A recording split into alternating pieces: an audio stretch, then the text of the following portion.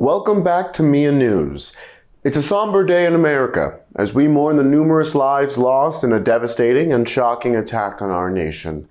Yesterday, December 7th, 1941, over 300 Japanese warplanes launched a surprise attack on Pearl Harbor, a U.S. naval base in Hawaii.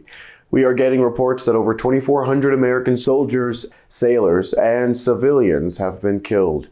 President Roosevelt is preparing to make a statement regarding this attack. Many Americans anticipate a declaration of war in response to Japan's aggression. Stay tuned for our next segment as we fill you in on the origins of this attack and the impact it will have. We'll continue to provide updates on America's potential military involvement in this war in both the Pacific and in Europe as events unfold. But first, a word from our sponsor.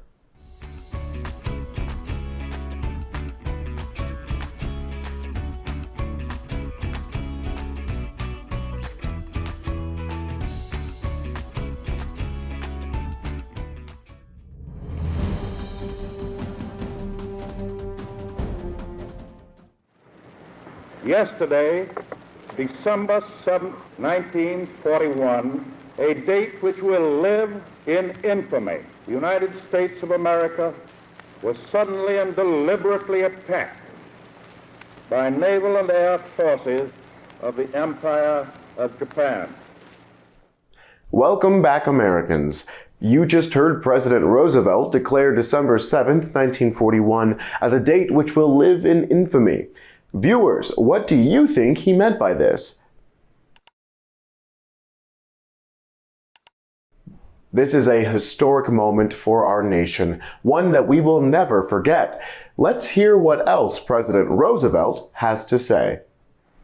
I ask that the Congress declare that since the unprovoked and dastardly attack by Japan on Sunday, December 7, 1941, a state of war has existed between the United States and the Japanese Empire.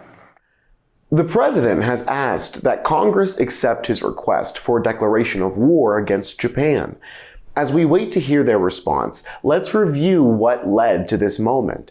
By the 1930s, Hideki Tojo, a totalitarian leader, had risen to power in Japan. He wanted Japan to become a dominant power in Asia, so Japanese forces began invading and annexing neighboring countries. As Japan expanded, its military engaged in aggressive actions that shocked the world.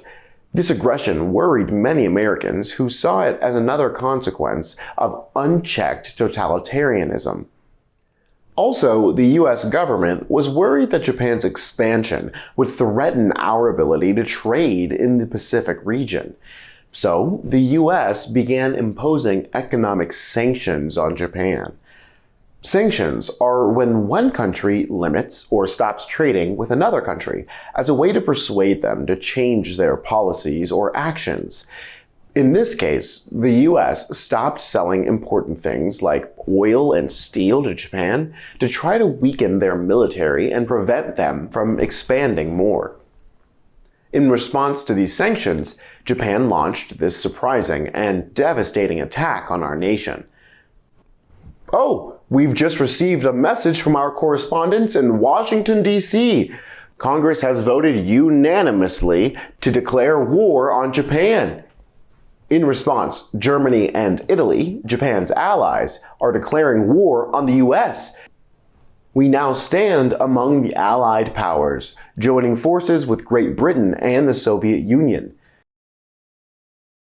The government is preparing to send millions of American men to face the challenges of war and fight for freedom and democracy. The impact of Pearl Harbor on public opinion has been profound. The initial shock and mourning have transformed into a rallying cry for justice.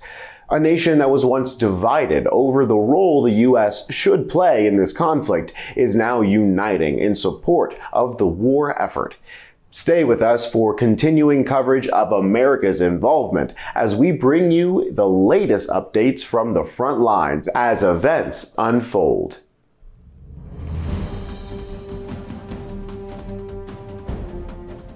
Good evening, Americans. Tonight we continue our report on America's military involvement in World War II. Let's start with some updates on what has been going on in the fight against Japan in the Pacific. In early 1942, after a harsh battle against Japan in the Philippines, 75,000 American and Filipino soldiers were captured by Japanese troops and forced to march to Japanese prison camps. This march, which has been called the Bataan Death March, was marked by extreme cruelty. The captured soldiers faced brutal treatment, starvation, and disease. Thousands did not survive the journey. Viewers, how do you think this event impacted American morale? News of this event revealed the harsh and brutal realities of the war, shocking Americans and significantly reducing confidence in the war effort. A major victory was needed to restore hope and optimism. Enter the Doolittle Raiders. Just a few days after the horrific events in the Philippines, American planes flew over Japan and dropped bombs on Tokyo. The damage itself was limited, but the importance of this raid was significant. The Doolittle Raid showed the world that America had the capability and courage to fight. It also boosted morale back home and restored confidence within the American military. After the shock of Pearl Harbor and the Bataan Death March, this success provided hope to the American public. With confidence restored, American forces went on to score a major victory in the Battle of Midway. In this battle, American forces destroyed many of Japan's important ships. This was a monumental moment because it proved that the US had a much stronger navy than Japan. It also halted Japan's ability to continue expanding. American forces in the Pacific are now being led by General Douglas MacArthur, who has some big ideas about how to end the fight against Japan quickly. A war in the Pacific, initially marked by significant loss and challenges, is now turning in favor of the Allies.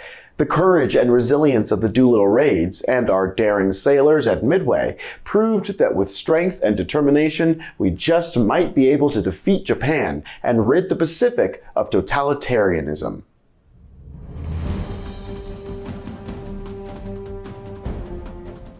We now turn our attention to America's involvement in the war in Europe. Soon after Italy and Germany declared war on the US, American troops arrived in Europe to join the Allies. Early on, American forces participated in strategic bombing campaigns over Germany and Italy, dropping bombs on factories, bridges, and railroads. Viewers, why do you think we targeted those specific places? Well, the main goal of these bombings was to make it harder for Italy and Germany to keep fighting. By destroying the factories where they made weapons and the routes they used to transport them, it became tough for Axis forces to get what they needed to fight back. After the success of these bombing campaigns, another major victory was secured in Italy. As American and Allied forces invaded Italy, the Italian public grew increasingly dissatisfied with the totalitarian leadership of Benito Mussolini and Italy's role in the war. The Italian people overthrew Mussolini, and a new Italian government formally surrendered to the Allied forces. Viewers, think about the goals of the Allied powers in this war. Why do you think Italy's surrender was significant? The removal of Mussolini and Italy's surrender marked the first major victory for the democratic Allied nations in their fight to end totalitarianism in Europe. Germany now stands alone in their fight against the Allies. With Germany weakened, American and Allied forces, under the leadership of General Dwight D. Eisenhower, are preparing an invasion of Nazi-occupied France. If this operation in France is successful, the Allied powers will likely be able to defeat Germany and win the war in Europe. Now that the US has joined the war, it seems the Allied powers are on the road to victory. Let's hope we can maintain this momentum and end this war soon.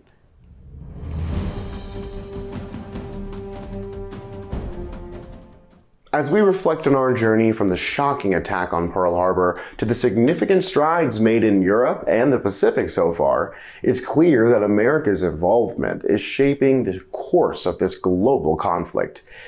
These successes underscore a vital truth. Unity is key to overcoming challenges. The unity of American forces working together with our allies has turned the tide of this war. The unity of the American people rallying together after the tragedy of Pearl Harbor has transformed the shock and grief into a powerful force for victory. Stay tuned for the premiere of a special Mia News broadcast as we delve deeper into this unity on the American home front. Until then, remember, shaping the future begins with understanding the past.